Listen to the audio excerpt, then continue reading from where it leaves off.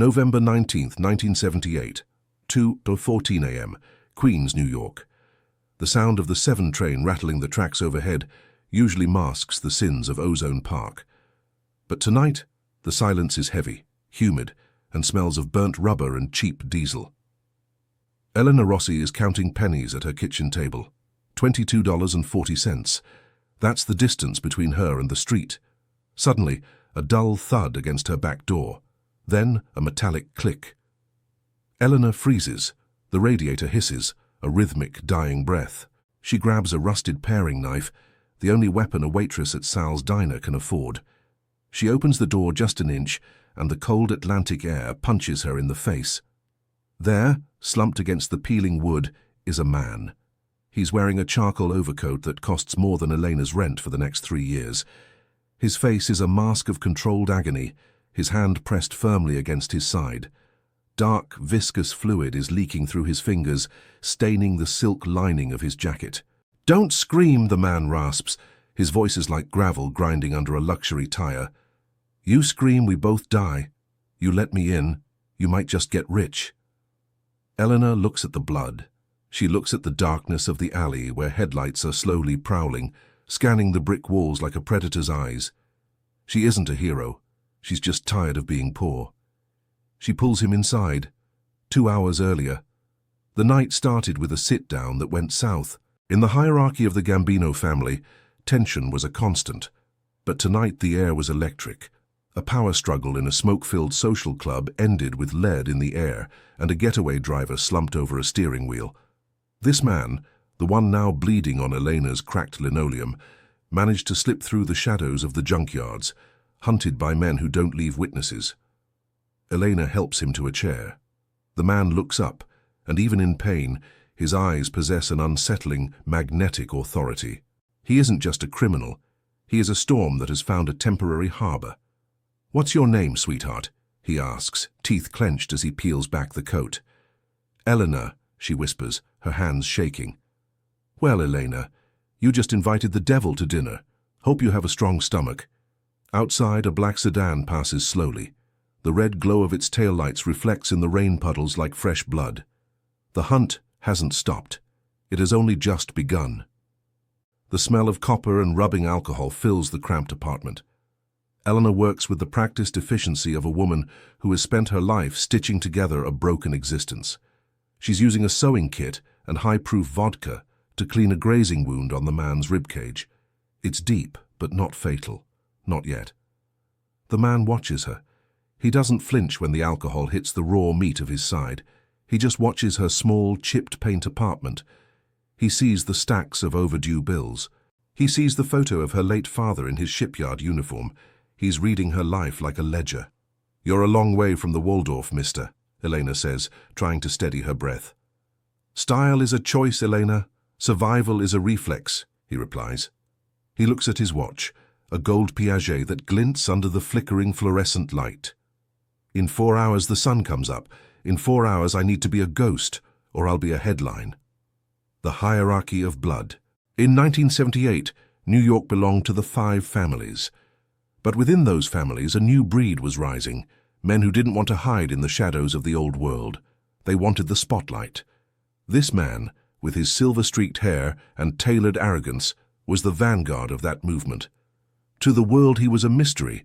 To the FBI he was a target. To the men who shot him, he was a threat to the old guard's peace. Elena stops sewing. "Who are they? The men in the cars?" The man leans back, his face pale but composed. "Men who think they can stop the clock. They think if they kill the future, the past stays in charge." He reaches into his inner pocket and pulls out a roll of bills held together by a gold clip. He tosses it onto the table. It hits the wood with a heavy, muffled thump. It's more money than Elena has seen in her entire life. "That's for the thread," he says, "and your silence. But remember, Elena, silence isn't just a lack of words. It's a commitment." A floorboard creaks in the hallway outside. It's not the wind, it's the sound of a neighbor, Mr. Henderson, a man who knows everyone's business and has a direct line to the local precinct. If he smells the blood, or hears the stranger, the thin walls of Elena's sanctuary will crumble. The stranger puts a finger to his lips. He reaches for a snub-nosed revolver tucked into his waistband. The deal was hospitality. But the price might be a soul. The knock is sharp. 3 raps. Bang, bang, bang. Elena's heart hammers against her ribs like a trapped bird. The man, the stranger, is already on his feet, ignoring the agony in his side. He moves with the predatory grace of a jungle cat, flattening himself against the wall next to the door. He signals for Elena to answer. "Elena, you okay in there?" I heard a noise. Sounded like someone falling. Mr. Henderson's voice is muffled, but persistent. He's the unofficial eyes of the block, a man who trades information for a sense of importance. Eleanor wipes her bloody hands on her apron and throws a dish towel over the money on the table. She cracks the door, keeping the chain on. "I'm fine, Mr. Henderson. Just dropped a heavy pot. I'm a bit jumpy, that's all." "You look pale, kid. And what's that smell?" "Smells like a hospital." "Cleaning the floors with bleach," she lies, her voice remarkably steady. "Trying to get ahead of the roaches." "Go back to sleep, Harold." She closes the door and leans against it, her eyes closing. When she opens them, the stranger is inches away. He smells of expensive cologne and cold iron, the shadow of the Don. In the streets of Queens, loyalty is the only currency that doesn't devalue. But loyalty to the wrong person is a death sentence. Elena's father died because he stayed loyal to a union boss who sold him out. She learned early that the good guys and bad guys are often the same people in different hats. The stranger relaxes his grip on the gun. "You lie well, Elena. It's a useful skill in this city. Most people blink when they lie. You didn't." "I've had a lot of practice telling people I'm okay when I'm starving," she snaps. The man laughs, a short, dry sound. He walks to the window, peeling back the curtain just a fraction. Down below, the black sedan is gone, replaced by a nondescript plumbing van. It's a surveillance tactic. The police or the rival crew. "The stakes just went up," the stranger says.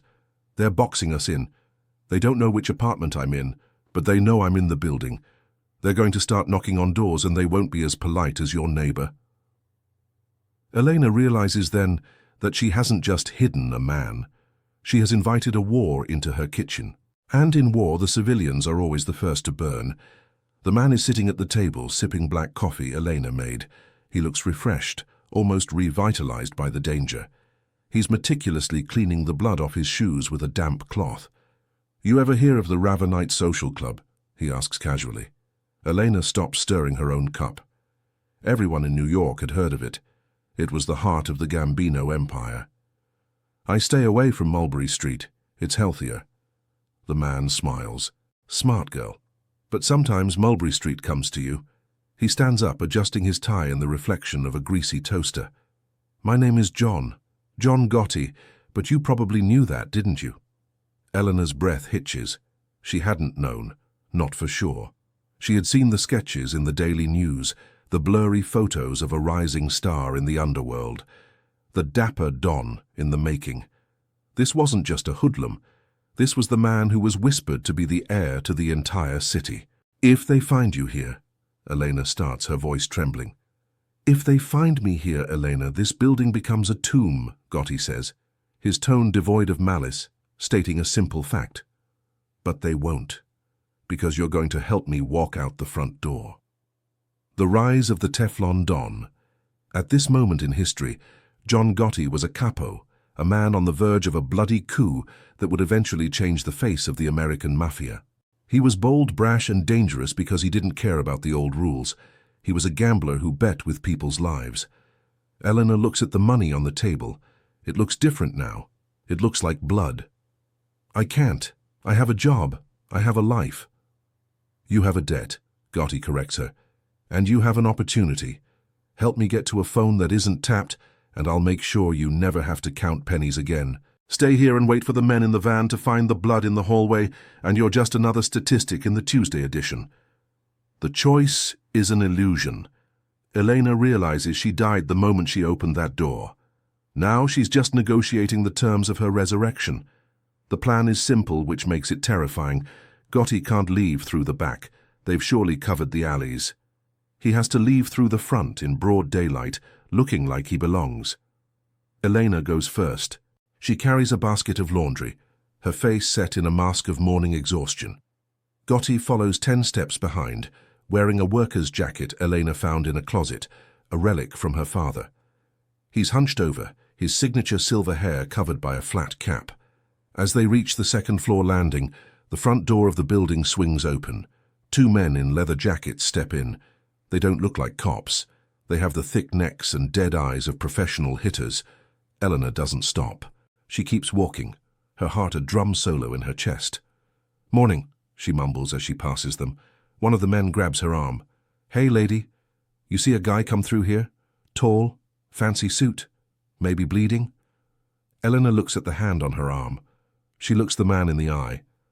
"The only thing I see in this building is leaks and roaches. Let go of me. I have to get to the laundromat before my shift at the diner." The psychology of the street. In the mob world, women are often invisible. They are the background noise. Gotti knew this. He relied on the misogyny of his enemies to provide his camouflage. The man stares at her, searching for a flinch. Behind him, Gotti is slowly descending the stairs, a shadow among shadows. If Elena cracks, Gotti pulls the trigger and the stairwell becomes a kill zone. The man grunts and lets go. "Move it, sister." Elena continues down, her legs feeling like lead. She hears Gotti pass the men. He coughs, a wet, sickly sound, and mutters something about the damn cold. The hitters ignore the old worker and head up towards Elena's apartment. They have 30 seconds before the hitters find the blood-soaked towels in her trash can. "Run," Elena whispers as they reach the sidewalk. "Never run," Gotti says, straightening his back as they hit the cold morning air. "Vultures only chase what's running. Walk like you own the block." The sun is beginning to bleed over the horizon, turning the grey New York sky into a bruised purple. Gotti leads Elena to a corner drugstore. He points to a glass phone booth. "Stay outside. Watch the street," he commands. Elena stands by a newsstand, her eyes darting between the passing cars. Every siren in the distance feels like it's coming for her. She watches Gotti inside the booth. He isn't panicked. He's dialing with a steady hand, talking rapidly, his face hardening into a mask of command. He's calling in his army, the network. John Gotti didn't operate in a vacuum. He had a crew of loyalists, men like Angelo Ruggiero and Gene Gotti, who were ready to burn the city down for him. Within minutes of that phone call, a dozen soldiers were mounting up in Cadillacs and Lincolns, moving toward Queens like a coordinated strike force. Gotti hangs up and steps out. He looks at Elena. For the first time, the Dapper Don facade slips, and she sees a flicker of something else. Respect, or perhaps just the recognition of a useful tool. "The cavalry is 5 minutes out," Gotti says. "You did well, Elena. Your father would have been proud of that lie in the stairwell." "My father was an honest man," Elena says, her voice trembling with a mix of anger and adrenaline. "He died with nothing." "Honesty is a luxury for people who aren't hungry," Gotti replies. "You chose to eat tonight." Suddenly, the plumbing van from earlier screeches around the corner. The side door slides open. A flash of metal glints in the morning light. "Down!" Gotti yells, shoving Elena behind the brick corner of the drugstore as a hail of bullets shatters the glass of the phone booth. The war hasn't just followed them, it has cornered them. The world is noise. The crack, crack, crack of a submachine gun, the screams of a morning commuter, the shattering of storefront glass. Gotti is tucked beside Elena, his snub-nosed revolver out. He fires 2 shots, controlled, precise, into the van's radiator. Steam erupts. "They're sloppy," Gotti hisses, more insulted by their lack of professionalism than the threat to his life. "Sending punks to do a man's job." "We're going to die," Elena screams, her hands over her ears. "Not today," Gotti says. As if on cue, 3 heavy sedans roar onto the scene, tires smoking. They don't slow down. They swarm the van like sharks. Men in overcoats jump out before the cars even stop, opening fire with a terrifying synchronized violence. The Bergen crew. This was Gotti's personal guard. They didn't care about bystanders or the law. They cared about their boss. In the middle of a New York street, a miniature war was being waged. It lasted less than 90 seconds. The men in the van were neutralized, either dead or fleeing into the subways. One of the men, a thick-set individual with a scarred chin, runs over to Gotti. "John, you okay? We thought they got you at the club." "I'm fine, Angelo. I found a guardian angel," Gotti says, gesturing to Eleanor, who is shaking uncontrollably on the ground. The man, Angelo, looks at her like she's a piece of furniture. "What do we do with the girl?" The air turns cold. Eleanor looks at Gotti. She knows too much. She's seen his face at his lowest. She's seen the blood. In this world, witnesses are liabilities. Gotti looks down at her. The effect of the legend is in full force. He holds the power of life and death in a single glance. Elena is sandwiched between Gotti and Angelo. The car smells of expensive leather and gunpowder. They are moving fast, weaving through the morning traffic toward a safe house in Brooklyn. "She kept you safe, John," Angelo says, lighting a cigarette, "but she's a civilian. She talks to a priest. She talks to a boyfriend. We got problems." Elena's heart is in her throat. She thinks of her apartment, her bills, her quiet, miserable life. It seems like a paradise now.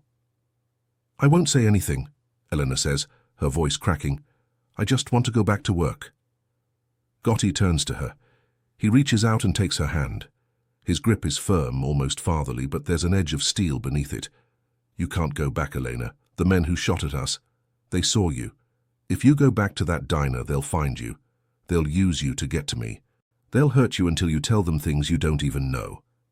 The trap of protection. This is how the mafia grows. It doesn't always start with a threat. It starts with an obligation.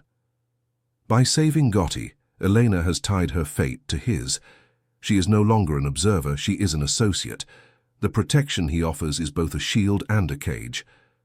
"So what do I do?" she asks, tears finally blurring her vision. "You move," Gotti says. "A new apartment, a new job, a new life, funded by me. You become a friend of ours. You stay silent, you stay loyal, and you'll never count pennies again. You break that trust."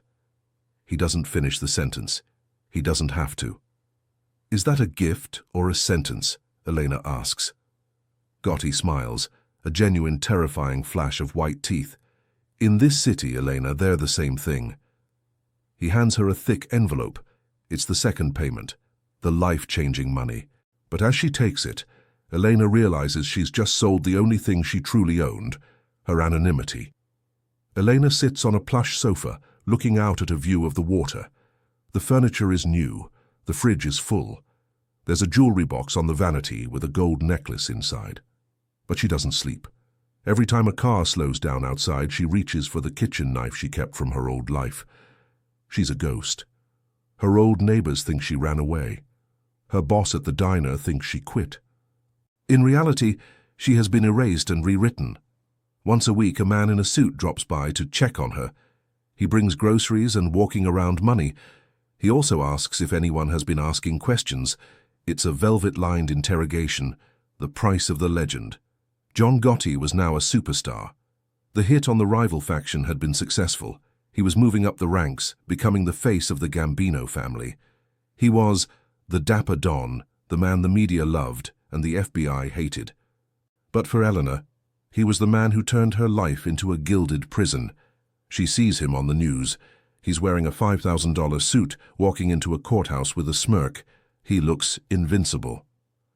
Then, one evening, a different knock comes at the door. Not the friend with groceries. It's a quiet, rhythmic tapping. She opens it to find a man in a trench coat. He doesn't look like a mobster. He looks like a government employee. He holds up a badge. FBI. "Miss Rossi?" the agent says. "We know where you were on November 19th. We know who you were with. And we think it's time you told us the truth about John Gotti." The theme of loyalty clashing with survival has reached its breaking point. The window overlooks a quiet street in a city far from New York. Elena is older now. Her hair is gray, her hands slightly tremulous. She doesn't use the name Rossi anymore. She survived.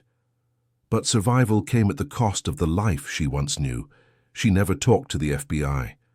Not because of loyalty to Gotti, but because she understood the math of the street.